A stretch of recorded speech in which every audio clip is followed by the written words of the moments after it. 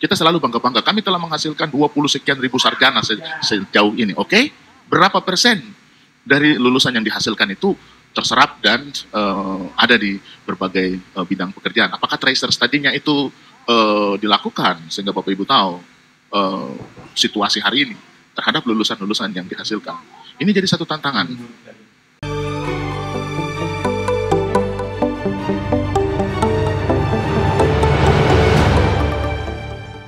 Tanah Papua itu memiliki 123 perguruan tinggi.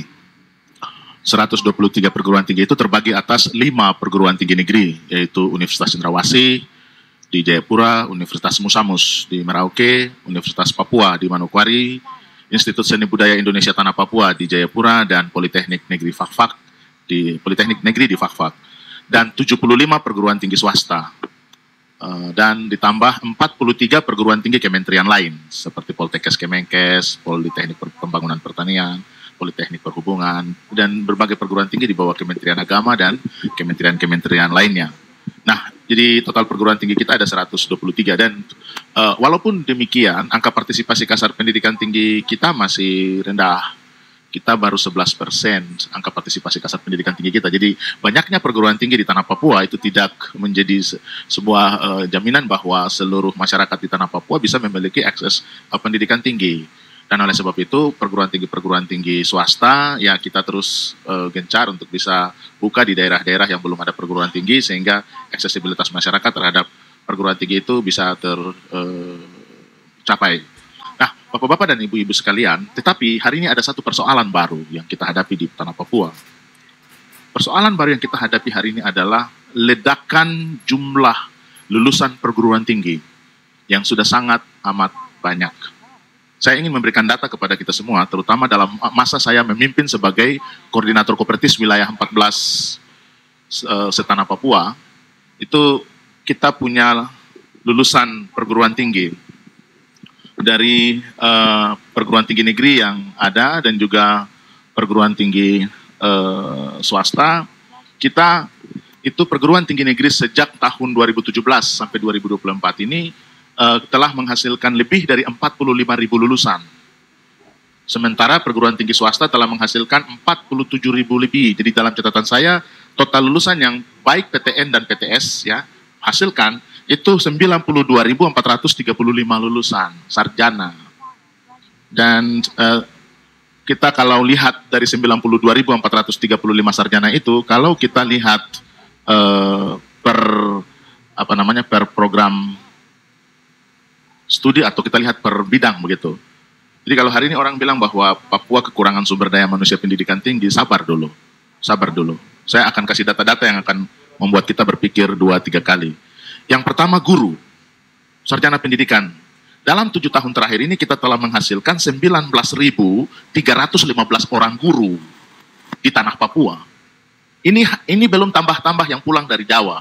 Ribuan yang sekolah di luar Tanah Papua itu belum dihitung. Ini baru yang di bawah saya, di bawah koordinasi saya, PTN dan PTS. Itu 19.315 guru. Kalau kita lihat tenaga sarjana kesehatannya, ada 7.901 sarjana di bidang kesehatan, keperawatan, kebidanan, analis kesehatan, dokter termasuk di dalamnya. Nah, itu 7.901 orang sarjana. Lalu kalau kita lihat teknik dan komputer, itu 12.733 orang sarjana.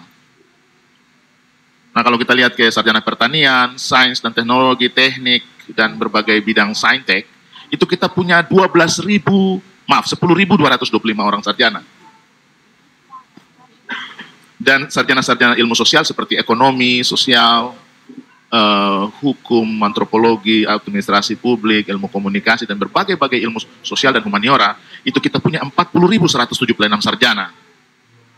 Yang sisanya adalah sarjana-sarjana ilmu filsafat dan agama. Nah, jadi 92.435 orang ini, kalau ditambah lagi dengan lulusan dari 43 perguruan tinggi kementerian lain, ditambah lagi dengan sarjana-sarjana yang dari Papua, ya kuliah di luar, saya perkirakan itu di atas 100, mungkin 150.000 lebih.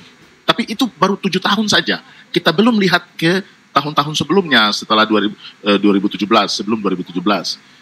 Dan mereka ini ada di kota-kota. Makanya jangan kaget ketika terjadi penerimaan pegawai negeri sipil, yang setiap tahun cuma 1.000 orang, itu akan susah untuk menampung sarjana-sarjana kita yang lulus-lulus ini, begitu. Dan oleh sebab itu, forum seperti ini, Bapak-Bapak dan Ibu-Ibu sekalian, konsorsium perguruan tinggi seperti ini sangat penting untuk para rektor saling berkomunikasi. Karena saya sangat yakin di sini, Bapak Rektor tidak tahu perguruan tinggi lain itu program studinya apa. Pasti tidak tahu. Pasti Bapak-Bapak dan Ibu tidak saling mengetahui. Saya kepala LLDT, saya tahu. Kita punya 333 program studi di bawah PTS. Sementara kita punya sekitar 180-an di bawah perguruan tinggi negeri. Tapi Bapak-Bapak dan Ibu-Ibu tidak tahu. Nah, dan banyak program-program studi kita yang sama-sama. Apa yang paling banyak? Ekonomi, hukum, keguruan dan ilmu pendidikan, dan berbagai program-program studi, banyak ilmu-ilmu sosial, makanya jumlahnya sangat-sangat tinggi sekali. Jadi, persoalan kita hari ini adalah bukan pada buka program studinya. Bukan buka program studi karena ada dosennya. Biasanya kita bilang, kita cari buka program studi yang ada dosen, supaya mudah. Salah. Buka program studi yang tidak ada, baru cari dosennya, begitu. Atau cari dosen untuk buka program studi yang tidak ada. Karena hari ini kita sudah berhadapan dengan situasi di mana telah terjadi pengangguran sarjana yang begitu besar di tanah Papua. Terlalu besar dan amat banyak. Dan mereka ini ada di kota-kota, bertumpuk-tumpuk di kota-kota. Dan belum ada solusi untuk itu, belum ada solusi. Belum ada upaya-upaya sadar yang kita lakukan untuk memberdayakan lulusan-lulusan kita. LLDikti memiliki data yang sangat amat lengkap tentang lulusan sarjana setanah Papua. Bahkan sampai suku-sukunya ada semua. Itu kita punya data lengkap sekali. Dari seluruh provinsi yang ada di Papua. Nah, ini para rektor harus tahu. Harus tahu. Supaya dalam memimpin perguruan tingginya, dia sudah harus tutup program studi yang sudah tingkat kejenuhannya itu tinggi. Sebelum membuka program studi, lakukan survei untuk mengetahui apakah program studi yang saya buka ini relevan dengan persoalan yang sekarang dihadapi di masyarakat. Ataukah saya hanya membuka program studi yang semua orang sudah buka, begitu. Ataukah karena program studi ini lagi populer, saya buka, begitu. Nah, bisa begitu lagi. Nah, dalam kaitan dengan itu, Bapak-Bapak dan Ibu-Ibu sekalian, saya ada punya satu usul untuk konsorsium ini.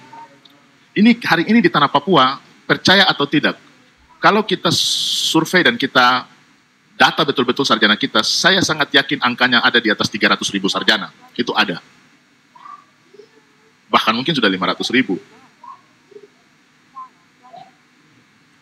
Nanti kita cek kembali data-data khusus untuk LLDikti punya. Kita ambil 10 tahun terakhir. Nah, persoalan lebih serius lagi, apakah Bapak Ibu tahu berapa serapan lulusan Bapak Ibu di masyarakat gitu? Kita selalu bangga-bangga, kami telah menghasilkan 20 sekian ribu sarjana sejauh ini, oke?